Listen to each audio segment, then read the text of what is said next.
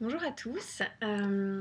Alors, je fais ma première vidéo de vlog à livre ouvert. Donc, je remercie d'abord Boriven d'avoir trouvé le nom. Euh, Pourquoi est-ce que je fais ça? C'est parce que j'aimerais partager avec vous certaines des lectures que je peux faire. Et parfois, à l'écrit, c'est un peu long et j'aurais pas la prétention d'être critique littéraire.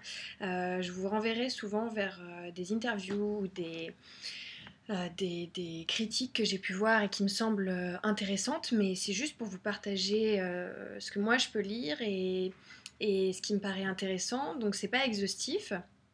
Forcément, j'ai pas le temps de tout lire et je vous parlerai pas de tout ce que je lis. J'essaierai de cibler sur ce qui peut vous intéresser sur ce blog et du coup sur cette chaîne.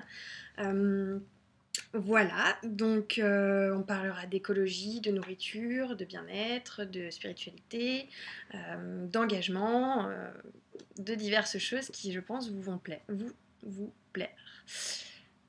Donc, je commence avec un livre un petit peu surprenant de Fleur d'Auger qui s'appelle Les plantes ont-elles un sexe? Voilà, donc il est super bien illustré déjà, c'est magnifique.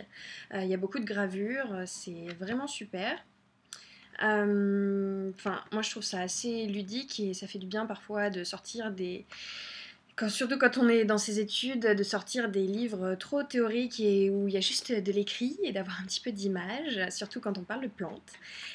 Donc c'est un livre qui questionne en fait l'influence qu'a pu avoir la politique ou la religion sur la vision qu'on a eue pendant l'évolution de l'histoire de la sexualité des plantes. Et c'est franchement, c'est passionnant, enfin, c'est pas forcément commun et moi j'avais encore jamais lu sur la question, mais je trouve ça génial. D'abord on a un panorama de la sexualité végétale, donc on apprend comment ça se passe et forcément bah, c'est intéressant parce que c'est pas quelque chose qu'on voit tous les jours et même si on l'a peut-être vu en SVT, ben, moi j'avais oublié un petit peu. Euh, et ensuite, bah, on voit au fil du temps, donc là on a l'Antiquité, le Moyen Âge, et puis les époques modernes et contemporaines, comment on a découvert que les plantes avaient une sexualité, ce qui avant n'était pas communément accepté, et ce qui était même carrément rejeté par l'Église et la communauté politique et scientifique. Voilà, et ensuite elle finit sur un petit panorama de la vision de la sexualité dans d'autres civilisations. Elle sort de l'Occident et ça fait du bien parce qu'on voit déjà que certaines avaient de l'avance sur nous et ça permet de comparer un peu, de s'ouvrir. Et voilà, donc pour l'anecdote, on apprend par exemple que Darwin était aussi un botaniste et qu'il a appuyé ses théories grâce à des études qu'il a fait sur les plantes, sa théorie de l'évolution.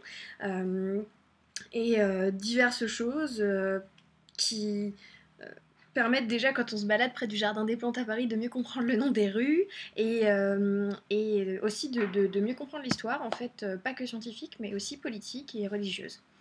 Voilà, donc je vous le conseille. Moi, je l'ai emprunté à la bibliothèque parce que bah, on est quand même dans une logique de réduction des, des achats, de la consommation, des déchets, même si pour moi, les livres, vu que je les garde, ça rentre pas vraiment dans les cases de mes logiques de réduction, mais quand on n'a pas trop de sous, la bibliothèque peut être un très bon plan. À Paris, il y a beaucoup de livres, elles sont vraiment bien. Mais si vous voulez l'acheter, ben, je vais vous mettre la référence.